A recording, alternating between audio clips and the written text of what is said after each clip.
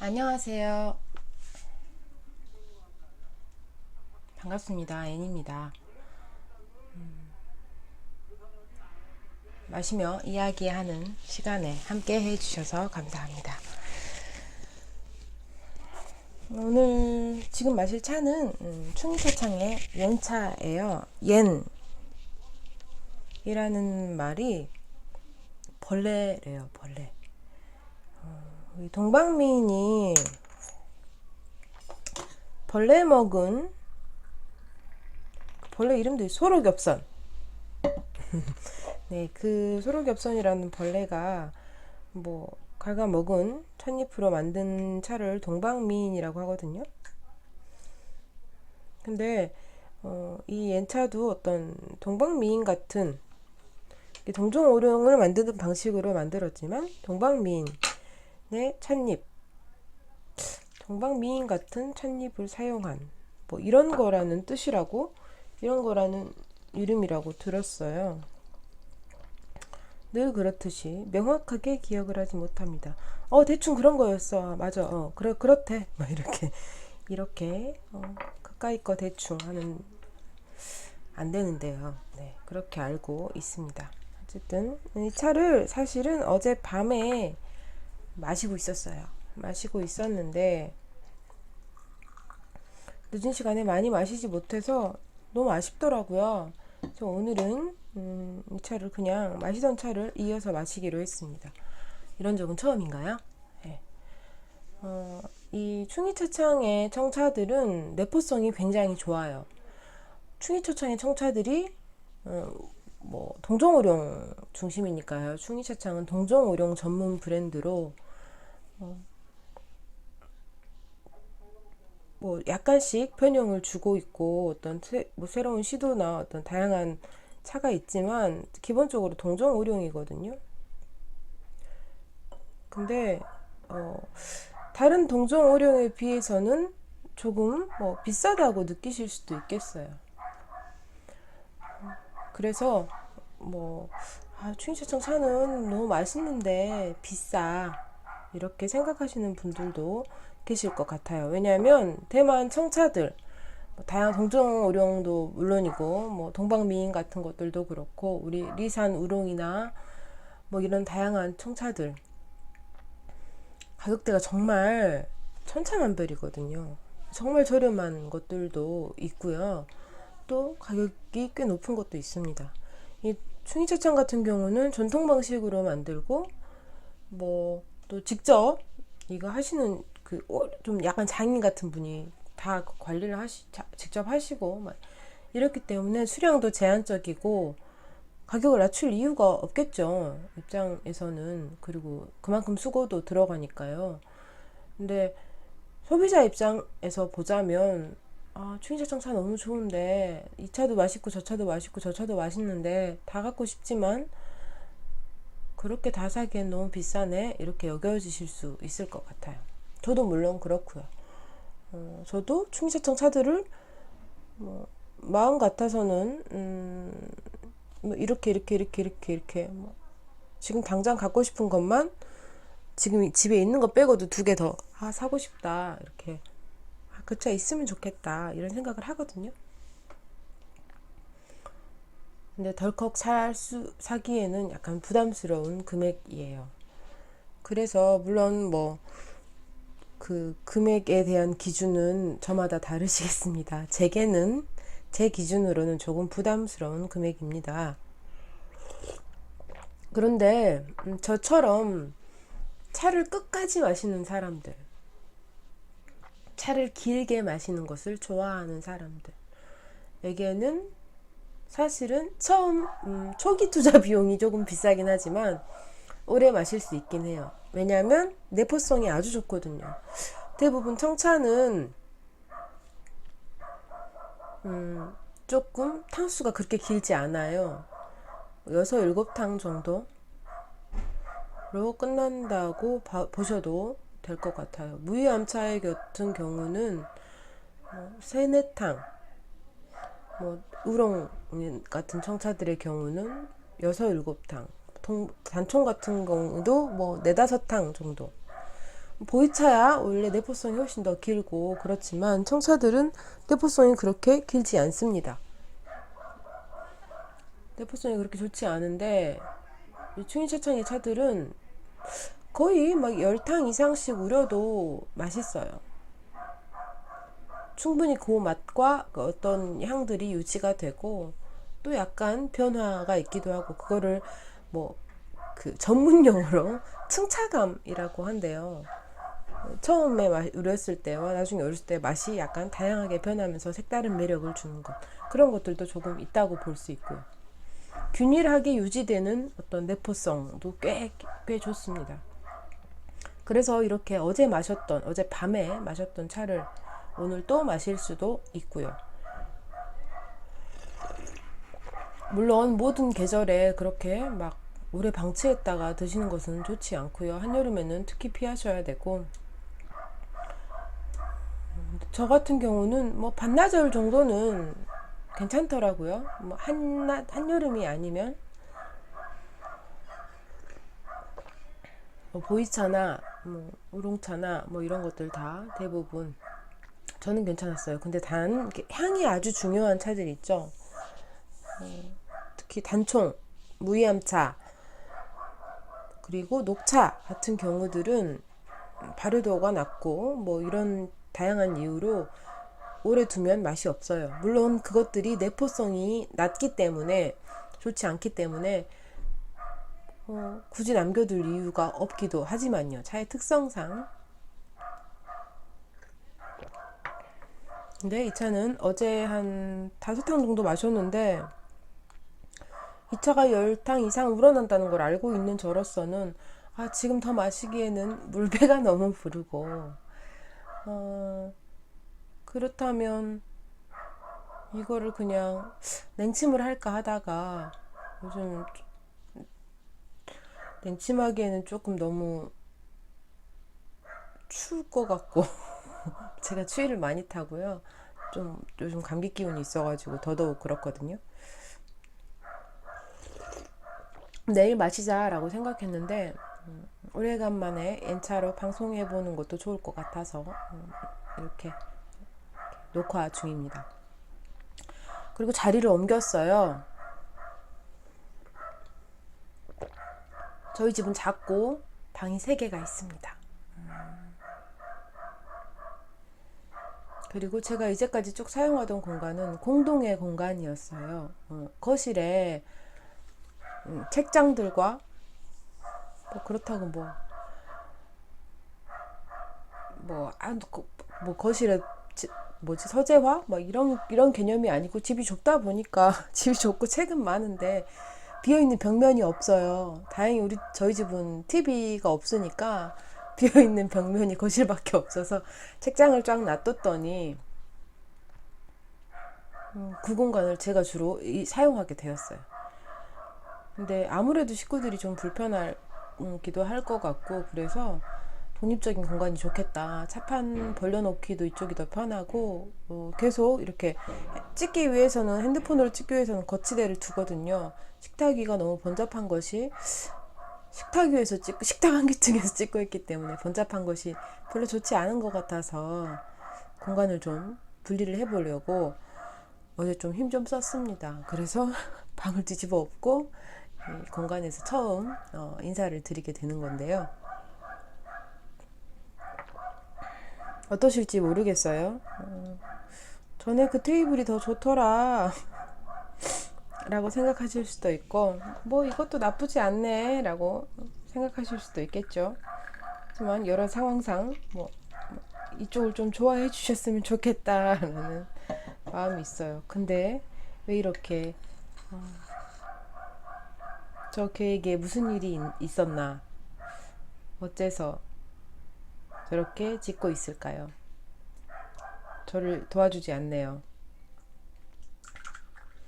그리고 또 이 방을 선택한 이유 중 하나가 제가 녹화를 하려고 하면 거실에서 하면 닫아야 되는 창이 너무 많아요. 문과 창을 너무 많이 닫아야 돼요. 조용하게 하길 원할 때 특히 낭독할 때는 그래도 닫고 하거든요. 조금이라도 더 조용하게 해보려고. 근데 아무래도 이 방은 들어오면 방문만 닫으면 되니까, 창문하고 방문만 닫으면 되니까 두루두루 이 집을 저 혼자 쓰는 공간이 아니기 때문에. 근데 저 왜 이렇게 길게 설명하고 있을까요? 어쨌든 장소를 옮겼습니다.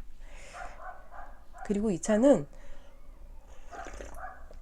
여전히 맛과 향이 살아있고요. 그 특유의 단맛도 아주 좋습니다.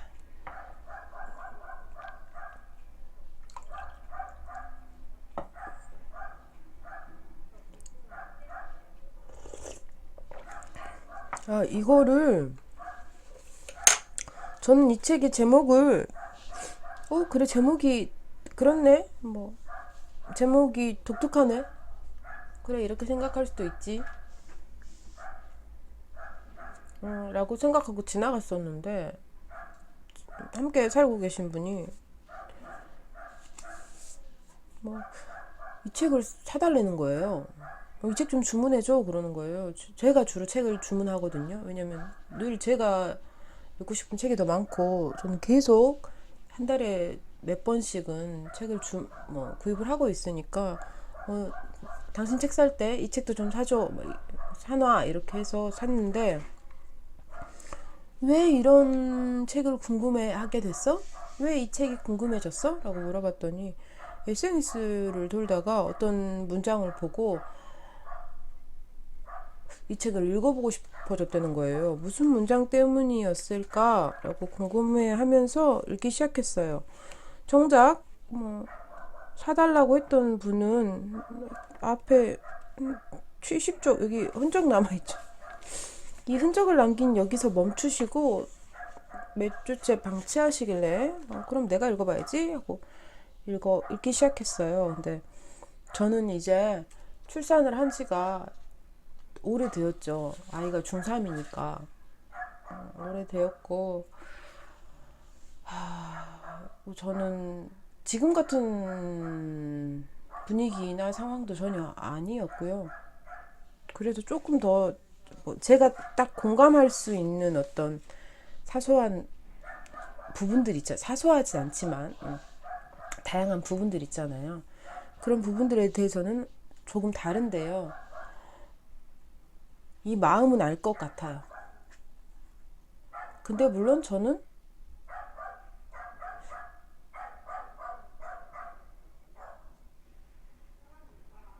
제 경우는 그 당시에 그게 전부였기 때문에, 그 모든 것이었기 때문에 별다른 생각을 못했어요. 입덧이 심해도 별다른 생각을 못하고, 딱히 술이나 카페인에 대한 욕구도 없었고, 다른 취미 활동에 대한 욕구도 없었고, 사람을 만나고 싶다는 마음도 없었고, 그냥 뭔가 견디는 것이 전부였던 시간이어서 그냥 그랬던 것 같아요. 저는 그 당시에는 인스턴트도 하나도 먹지 않았고요. 탄산음료, 인스턴트 이런 것도 하나도 안 먹었고, 그냥 진짜 그냥 그랬던 것 같아요. 그래서 제게는 돌아보면 아주 힘든 시간이었거든요. 근데 이제 저는 이제 시간이 많이 지났고, 또 아이와 관계가 좋은 편이라 감사하게 생각하고 있고, 잘 자라주고 있어서 아이가 있기 때문에 그 당시가 잘 기억이 나진 않지만, 요즘 출생률에 대해서 말이 많잖아요. 몇 년 전인가 대한민국 그 가임 여성 분포도라는 어처구니 없는 지도 같은 거를 여성가족부에서 발표한 것을 보고, 와, 이런 생각을 했거든요. 와,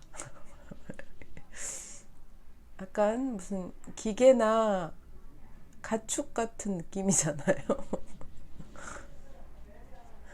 근데 기계나 가축이 아니고 인간이고, 그것이 어떤 사회의 어떤 미래다, 국가의 미래다라고 여긴다면 분명히 그에 상응하는 제도와 어떤 제도의 변화와 어떤 사회적인 변화가 필요한데, 준비가 필요한데, 그것은 하나도 지금도 어떤 출생률 장려를 위해서 하는 것이라고는, 애기 낳으면 얼마 줄게 뭐 이러는 거잖아요. 임산부 배려석이 생겼지만 저는 그 자리가 비어 있는 것을 거의 보지 못했어요. 못 본 것 같아요.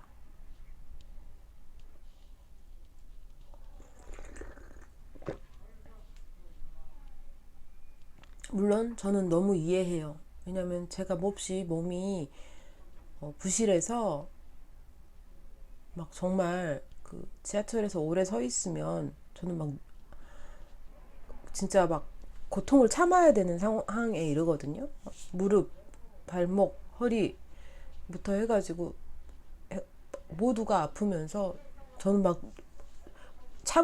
눈물을 참는 지경에 이르곤 해요. 너무 고통스러울 때는. 막 이를 악물고 그러신 분들도 굉장히 많다는 거 알아요. 우리 사회는 너무 힘들고 지치고 피로한 사회잖아요. 그렇기 때문에 그런 사람들 너무 많다는 거. 뭐 육체적으로도 물론이고 정신적으로도 그렇고.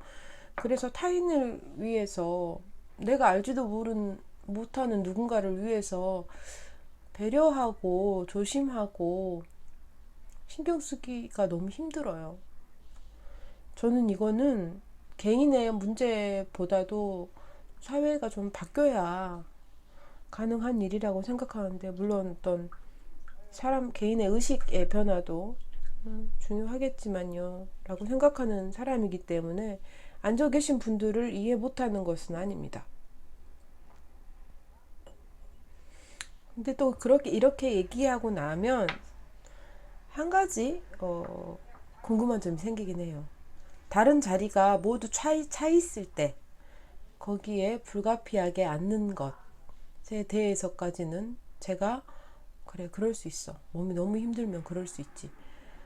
마음이 너무 힘들다거나 아니면 정말 너무 다른 생각이 너무 사로잡혀 있어서 거기에 전혀 의식도 못했다거나 그럴 수 있다고 생각해요. 물론 저는 그래도 앉지 않으려고 노력합니다. 다행인 것은 저는 출퇴근하는 사람이 아니라서 지하철이나 뭐 대중교통을 많이 이용하지 않으니까 그런데요. 다행이죠. 가능한 일이에요. 근데 매일 출퇴근하고 매일 1시간 반, 2시간씩 출퇴근하는 분들 한국엔 굉장히 많잖아요. 서울엔 특히.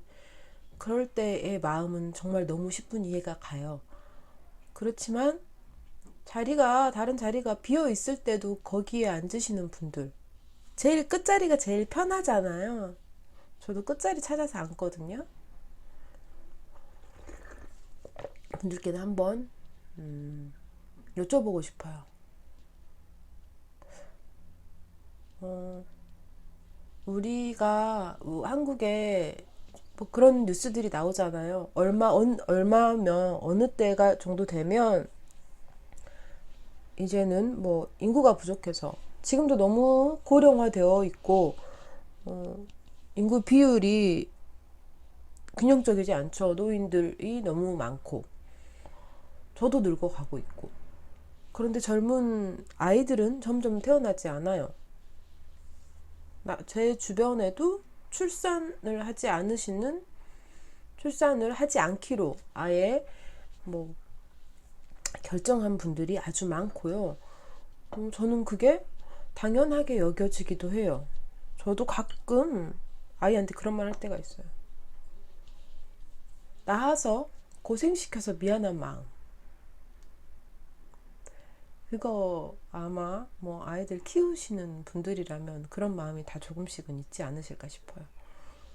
내가 너를 낳아서 네가 태어나길 원한 것이 아닌데 내가 너를 굉장히 힘들게 할 수도 있겠구나. 내가 너를 괴롭게 하고 있는 것일 수도 있겠구나.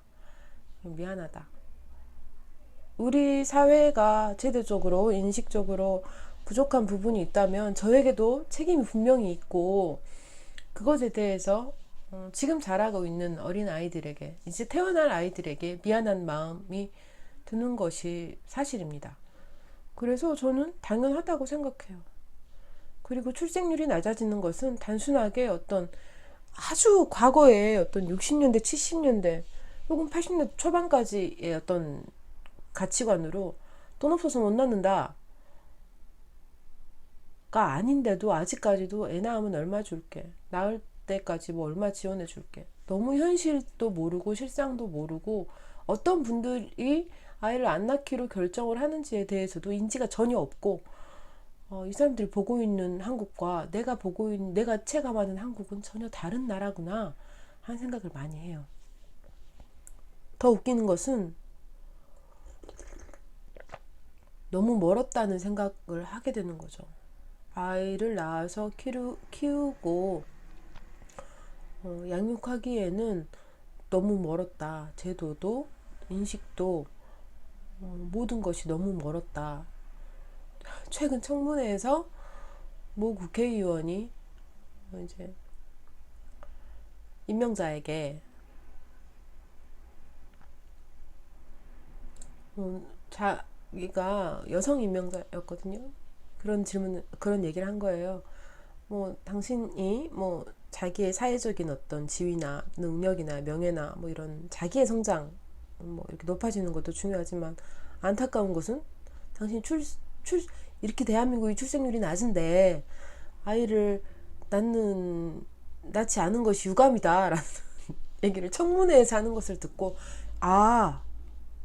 우리의 사회 인식 수준이 이렇구나를 깨달았어요. 동물은 본능적으로 아이를 키우기에 적합하지 않은 환경에서는 아이를 낳지 않습니다. 우리가 과거에 옛날에 우리 부모님 세대는 막 형제들이 엄청 많잖아요. 근데 그 시기에는 또 태어나면 3분의 1은 죽었어요. 저희 아버지도 제가 듣기로는 뭐 이렇게 저희 아버지 형제들 사이에 뭐 몇 분은 돌아가셨다. 아기 때 죽었다. 이런 얘기를 들었는데, 그렇게 많이 이렇게 생존할 확률이 낮으면 아주 많이 나와서 그 중에 한 개체, 두 개체만 살린다가 동물의 본능. 그리고 환경이 조성되지 않으면 낳지 않는다가 동물의 본능이에요. 저는 여기에 분명히 동물적인 본능이 있다고 생각해요. 개인적인 어떤 욕구나 어떤 성장에 대한 어떤 가치관, 뭐 사회에 대한 어떤 인식, 뭐 이런 것들 다 모두 통틀어서, 경제적인 부분도 마찬가지고 양육 환경, 그리고 어떤 사회 안전망, 모든 것들을 다 해서 안전하고 편안하고 내가 아이를 낳아서 내가 충분히 사랑해 줄 수 있는, 그리고 혹은 사회에서 분명히 돌봄을 받을 수 있는, 그리고 이 아이가 살아갈 세상이 그래도 어떤 내가 느끼기에 그래도 살만한 가치가 있게 느껴지는 세상 이어야 아이를 낳을 거 아니에요.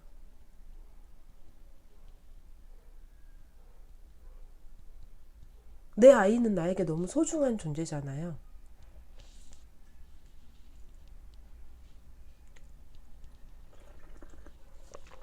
지 밥그릇은 다 지가 안고 태어나게 돼 있다라고 옛날 어른들이 말씀하시면서, 요즘 애 키우는데 얼마가 들고 어린이집 보내기가 어쩌고 이런 얘기를 하면 뭐 이런 말씀 하셔요. 모르시는 말씀이죠. 옛날에는 공동육아가 가능했습니다. 그래서 하다못해 신청이가 소똥냥을 해서 자랐죠. 우리 책 읽었잖아요. 어렸을 때. 그리고 뭐 할머니 할아버지 손에 자라고 누구 손에 자라도 동네에서 키웠어요. 저 어렸을 때만 해도 시골에서 신나게 놀고 돌아다니고 있으면 밥 때 되면 그 동네 분들 한 분이, 야 아야 이리 와봐라, 너 좀 밥은 먹고 돌아다니냐? 이렇게 물으셨어요. 아야 이리 와봐라, 너 밥은 먹고 돌아다니냐? 안 먹었으면 나랑 먹자, 나 지금 먹을란다. 이렇게. 저희 어머니도 계속 일을 하셨거든요. 근데 여기저기서 잘 얻어 먹을 수 있었고요. 친구 집 가면 친구 집에 뭐 일 안 하시는 어머니가 밥 주시고, 뭐 그냥 동네 어른들도 너 이리 와서 밥 먹고 가라. 이렇게 어렸을 때 아무 뭐 없이 돌아다니고 놀러 다니고 있으면 알아서 챙겨주셨어요. 어머니 아버님이 그 뭐 부모님이 급한 일이 있어서 혹은 뭐 상황이 안 돼서 집을 잠깐 저녁에 비우셔야 된다거나 그러면 어린애들 혼자 있기 좀 그렇잖아요. 그러면 부르셨죠. 너 여기 너 누구네 집에 가 있어라. 누구 엄마가 어떻게 해주기로 했어. 어? 저녁 먹고 어째? 아니면 그 집에 가기 어쩌면 누구 엄마가 와서 누구 언니가 와서 누구 오빠가 와서 봐주기로 했어. 이렇게 공동 육아가 가능했어요. 지금은 그렇지 않잖아요. 옆집에 누가 사는지도 모르고 어떤 사람이 사는지도 모르고 모를 수밖에 없는 환경이 되었잖아요. 너무 사실은 작용하는 것들이 많은데 너무 단순하게 생각하고 있는 거죠. 실제 양육을 경험하고 있지 않은 사람들이 정책을 만들기 때문이 아닌가 싶습니다. 제발 좀 현실적인 목소리를 좀 들었으면 좋겠어요. 왜 아이를 안 낳으시죠? 라고 물어보면 정말 다양한 이유들이 있어요. 그것에 대해서 정말 다양한 이유들이 있고 그 이유들이 저는 타당하게 느껴지거든요. 그 마음을 알겠어요. 국가를 위해서 내 한 몸 희생하는 마음으로 평생에 걸친 양육을 감당하라고 강요할 수는 없는 거예요. 아이는 낳는 것으로 끝나지 않잖아요. 낳는 것으로 끝나지 않아요. 저희가 나이가 들어도 저희 부모님들은 여전히 저희들에게 잔소리를 하고 또 뭐가 안 좋거나 뭐 걱정이 되면 또 막 이렇게 뭐라도 챙기고 싶어 하시잖아요. 제가 나이가 40이어도 41이에요. 41여도 그렇고 심지어 왜 그런 말 있죠. 자기도 이미 손주를 봤는데 요즘엔 특히 평균 수명도 길어져서 자기도 이미 손주를 봤어요. 60대야. 근데 자기 부모님이 아직 살아계셔. 팔순 노모가 계신데 팔순 노모가 아야 너 집에 갈 때 차 조심해라. 내일 비 온다는데 비 오는데 비 맞고 다니지 말고 에이 뭐 이게 뭔 비야. 금방 가면 되지. 요 앞인데 몸매 너 그러다 큰일 나야. 이렇게 평생이 걸리는 양육을 요즘 애들 뭐 그게 없어서 뭐 어째 막 이런 말로 강요할 수는 없는 거잖아요. 저는 늘 그런 두려움을 가지고 있습니다. 아이를 키우면서.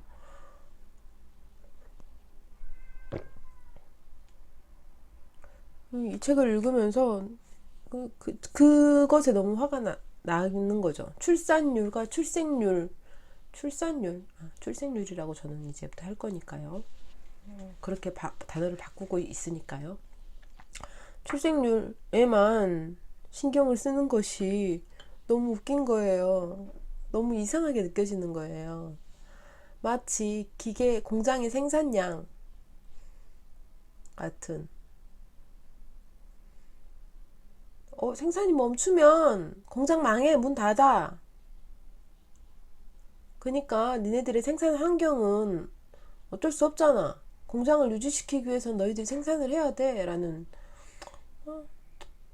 잘 생산하면 뭐 그게 되는 것 같으면 인센티브 조금 줄게 보너스 좀 줄게 가 무슨 말이에요. 내가 생산하는 과정에서 반 죽어나가고 있는데 너의 목숨을 담보로 공장을 살려라. 너의 평생을 담보로 국가의 미래를 책임져라 라는 것은 말이 안 되는 논리예요. 근데도 여전히 그런 것들을 주장하고 있는 분들이 계십니다. 임신의 과정, 양육의 과정이 얼마나 험난하고 얼마나 괴롭고 얼마나 힘든지에 대해서 전혀 인식이 없으신 거예요. 옛날에는 다 그렇게 컸다라고 말하시는 분들이 되게 재밌는 것이요. 그래서 옛날에 다 그냥 그렇게 아이의 먹고 먹이는 것, 먹고 재우는 것, 먹고 입혔으면 됐지의 기준의 양육과는 지금이 많이 다르거든요. 부모의 욕심이 아니고 자기 모두가 그런 결핍을 가지고 있기 때문에 그 결핍을 아이한테 느끼고 싶어 하지 않는 부모들이 지금 아이를 낳는 세대이기 때문이에요. 부모에게 충분한 사랑을 받지 못했고 돌봄을 받지 못했고 어떤 감정 배출구가 되었거나 폭력이나 육체적 물리적 정신적 폭력을 당했거나 혹은 부모가 양부모가 다 있었지만 비할 데 없이 외로웠거나 부모와의 즐거운 추억이 하나도 없거나 부모가 서로 안 좋은 모습만 보았거나 이런 것들도 다 심리적인 영향을 끼치거든요.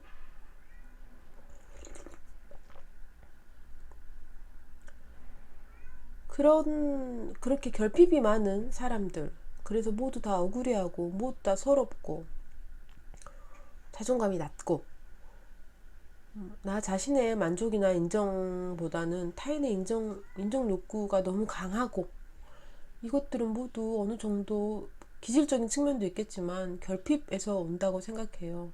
근데 어떤 결핍은 개인이 극복해 가야 될 문제이기도 한데 어떤 결핍은 사회적인 문제이기도 해요. 그 결핍들을 없애는 방법, 줄이는 방법에 대해서 우리는 분명히 생각을 해야 되고 그것들을 위해서 뭔가 해나가야겠죠. 오늘도 얘기가 기네요. 저는 참 말이 많죠. 차가 맛있으면 그냥 꼴딱꼴딱 마시면서 이렇게 얘기는 하는 거죠. 실시간을 할 수 있으면 좋을 텐데 장비가 안 돼요.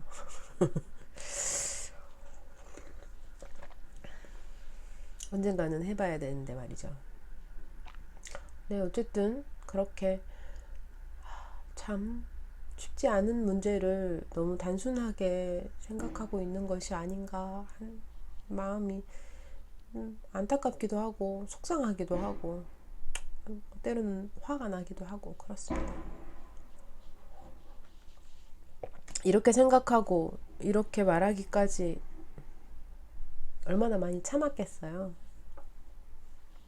근데 임산부에게 스트레스는 정말 진짜 바로 육체적인 어떤 증상이나 질병과 연결이 되는 문제라서 위험하거든요. 스트레스 없는 임산부를 본 기억이 없습니다. 자잘한 일상 속의 스트레스 말고 아주 거창한 너무 삶을 뒤흔드는 그런 괴로움, 고통과 스트레스.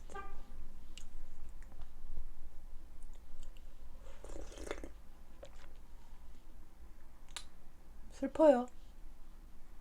저는 좀 슬퍼요.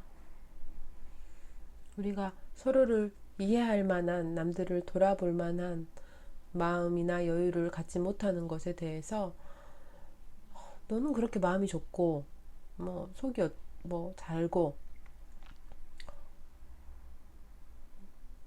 이기적이고 이렇게 평가하고 비난할 수는 없는 일이라고 생각해요.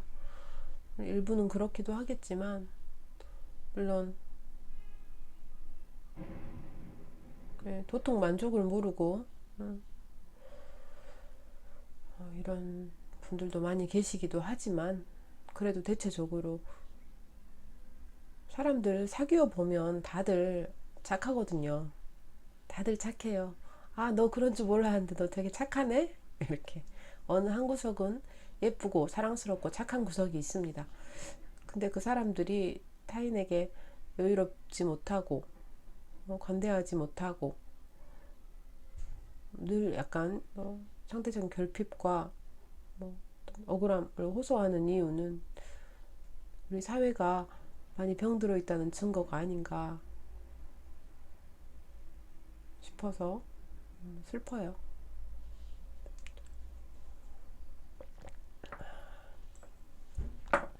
하지만 이제 슬슬 물배가 불어오고 있습니다.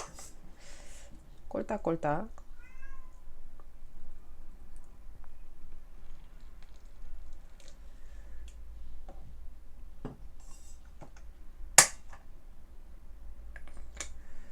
저희 집 고양이는 제 근처에서 알짱거리는 걸 좋아하기 때문에 문을 닫아두었더니 아웅 아웅 하고 있어요.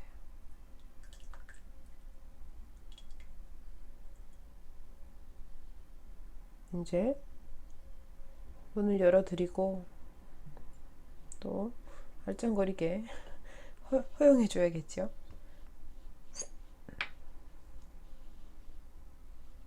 여기까지만 마시죠. 제가 늘 차를 그렇게 마십니다. 여기까지만. 한 잔만 더 마실까? 한 번만 더 우릴까? 더 우러날 것 같은데? 이렇게. 그래서 내포성이 좋은 차가 아주 중요해요. 어제 마신 것에 이어서 오늘 마신 것까지 하면 12탕. 제가 한 번도 아주 길게 그냥 시간을 두었다가 뺀 적이 없죠. 그냥 거의 바로바로 뺐으니까요.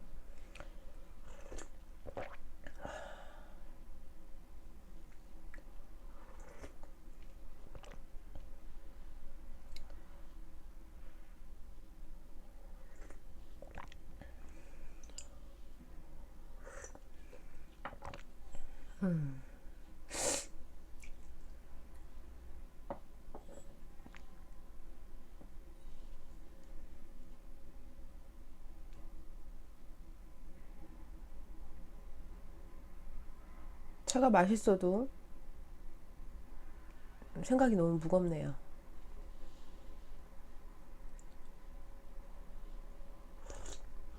이럴 땐 어떻게 하세요? 이렇게 막 이런저런 생각을 하다 보면 내가 당장 할 수 있는 일이 너무 미미하고 근데 마음은 약간 조급해지기도 하고 슬프기도 하고 이럴 때 무거운 마음이 들 때 좋은 뭐 어떤 벗어나는 좋은 방법 같은 거 있으신가요?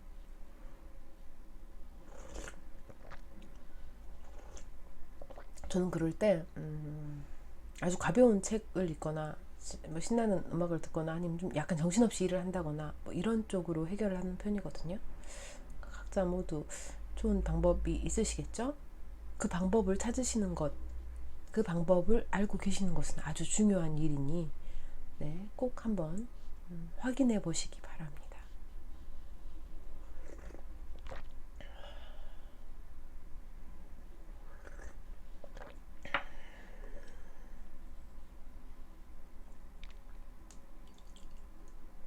다 마시고 나서야 향을 한번 슬쩍 맡아볼까요?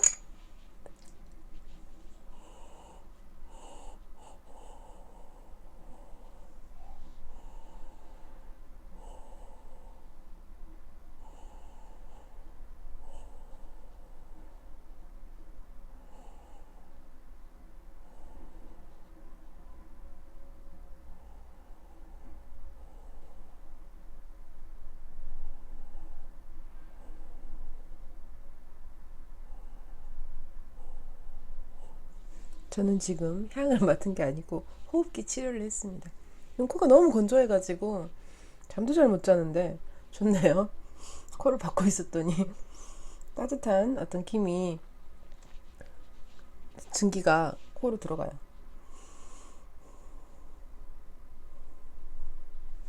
아우 좋다. 네, 횡설수설인 것 같지만 여러분도 한번 생각해 보셨으면 좋겠어요. 분명히 뭐 어떤 뭔가 할 수 있는 것들이 있을 거예요. 뭔가 할 수 있는 것들이 있을 테고 거기에 대해서 한 번쯤은 더 생각해 보셔도 손해 볼 것이 없습니다. 잘 뭐 크게 생각하면 국가의 미래가 달린 일입니다. 아 뜨거. 국가의 미래 여러분께 달려 있습니다. 캠페인 같네요.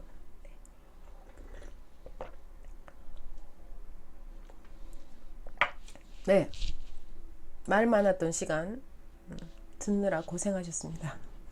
함께 마신 차는 충이차창의 N차였고요.